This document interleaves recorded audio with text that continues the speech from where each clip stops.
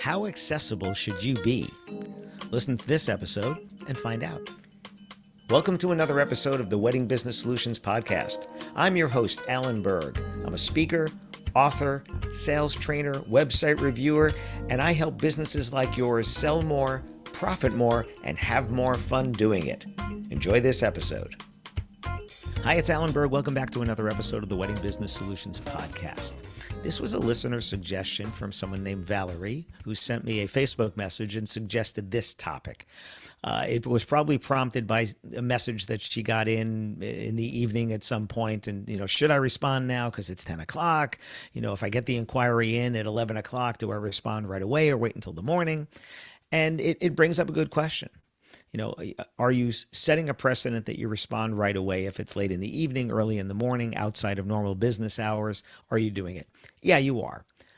And the other side of that we know is that we want to be the first to respond, whether it's a corporate inquiry or a social inquiry or a fundraiser or something. We want to be the first to respond because we know that consumers in general are going to choose many of the time. I know with weddings, we've heard that half the time they're choosing the first one that responds.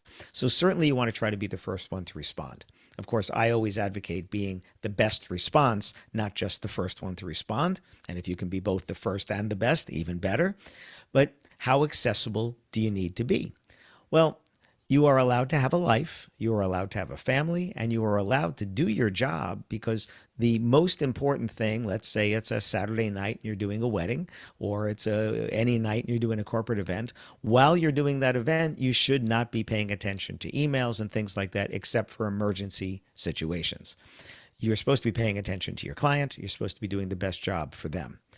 So in normal circumstances, let's say it's Wednesday evening and an inquiry comes in at 9:30 at night, do you respond right away? Well, if you do, it gives you an edge, although the customer is really expecting to get a reply the next morning. People, when they send an inquiry at 9:30 at night, would they like to get one? Sure. Is it good to give them one? Well, again, if you're able to have that conversation before somebody else, it's not a bad thing. But there comes a time in your life where you just can't respond. And I always say respond as quickly as you can, whatever that means. And for different people at different times, it means different things. Some people will check their email in the evening, and if they get an inquiry, they'll respond. I know I'll do that, but a lot of times with me, it's time zone related. If I get an inquiry in at 8 o'clock at night from Australia, I'm on Eastern time, and Australia is anywhere from 12 to 14 hours ahead of me. Well, it's tomorrow morning for them. If I wait till tomorrow morning for me, they're asleep or they're going to bed because now, 9 o'clock in the morning for me could be anywhere from 9 to 11 p.m. for them. So we have this difference. So I will maybe pay attention to that time zone as to when I'm going to reply. For most of you doing business locally, or maybe there's an hour time difference, or even if you're cross country in the US or cross country even in Australia, that 2 or 3 hour time difference, you're going to have your regular business hours and respond accordingly. So how accessible should you be? Well, from a technology standpoint, you want to give people as many ways to reach out to you as possible. So accessibility that way means something different. So I allow people to call me, email me, fill out a contact form, text me, social media messaging, WhatsApp, all those. I do not allow live chat. It's not one of the options that I have. And that's because I'm not that accessible from a right now standpoint. I travel an awful lot. I cross time zones. I don't want to give the impression that I'm going to be able to chat with you live now, not at least through my website. If you send me a chat message on Facebook Messenger, Instagram Messenger, or WhatsApp or whatever, and it's an appropriate time of the day where I can respond, I will respond. And I think you should do the same. I think you should respond as quickly as you can when that makes sense. If you have small children and you're reading them a bedtime story, please do not have your phone with you, except maybe to take a cute picture, but don't have your phone with you.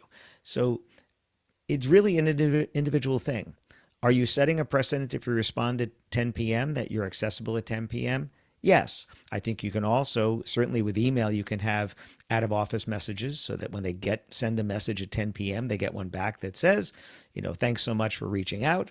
Our offices are closed right now. We'll get back to you first thing in the morning. right? I think that's perfectly fine. You're setting the expectation. If you don't have an out of office at that time, they're just going to send their message, not know if it was received, and get your reply when they do. And that's what happens to all of us all the time. I put my out of office on when I am physically going to be out of the office or unavailable. I do that. Otherwise, I'm going to respond as quickly as I can. Even when I'm away and you get my out of office, I'm going to respond as quickly as I can. And people are very often surprised because it says I'm away and they're like, oh, I thought you were away. Oh, I am. But I was able to take a moment to respond to your message. So you're exceeding their expectation at that point. But do you make yourself too accessible when you start texting with people at 9 and 10 o'clock at night or messaging with them at that time? You make yourself accessible.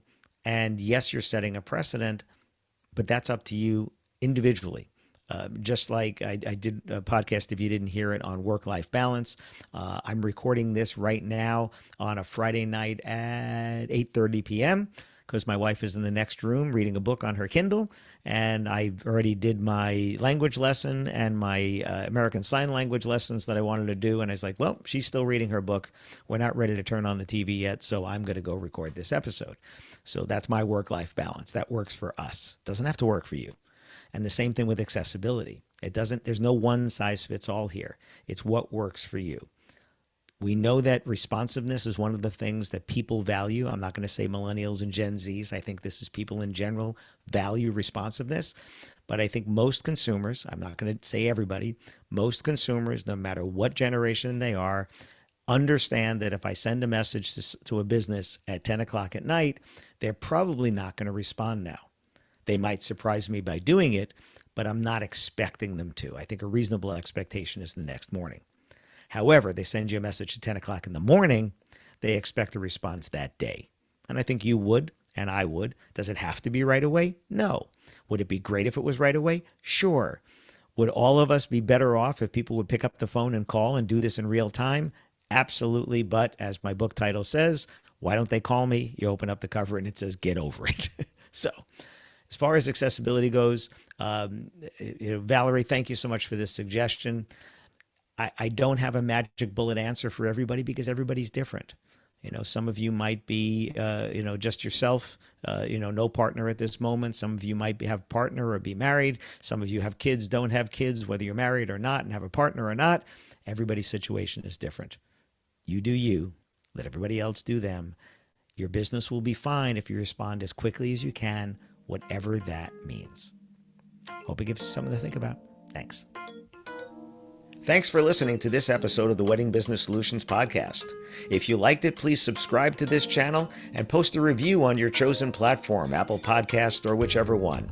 If you have any questions about anything in this episode or any of my episodes, email me directly at alan@weddingbusinesssolutions.com or visit my website, alanberg.com, alanberg.com. If you have any suggestions for future topics or guests that you'd like to see, please again, email me or visit my website. Thanks for listening.